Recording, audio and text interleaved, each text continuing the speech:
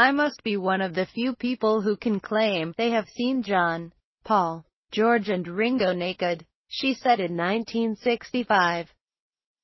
Julie Harris, who clothed British stars from the Beatles to Roger Moore as James Bond, has died aged 94.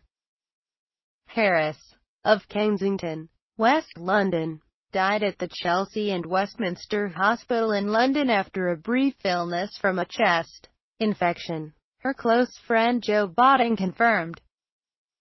The designer worked on more than 80 productions, was responsible for the Beatles' costumes in Help and A Hard Day's Night, and for those worn by Roger Moore as James Bond in Live and Let Die. After working with the Beatles in 1965, Harris said at the time, I must be one of the few people who can claim they have seen John, Paul, George and Ringo naked.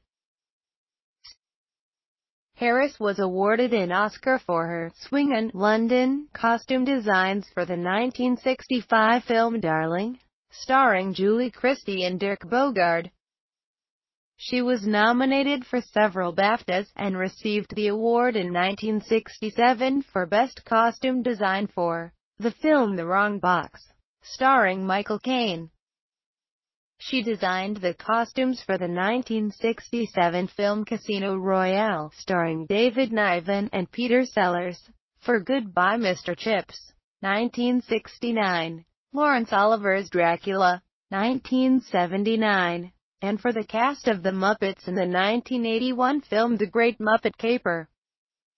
Ms. Botting, senior curator at the British Film Institute National Archive, said, in a career that embraced more than 80 films and television productions, as well as several stage plays, Julie worked with some of the greatest international stars in the history of cinema, and for some of its most legendary directors and producers.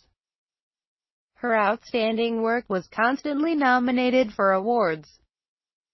She was an amazing woman, she said. She did not marry or have children, and is survived by her goddaughter Serena Dilno.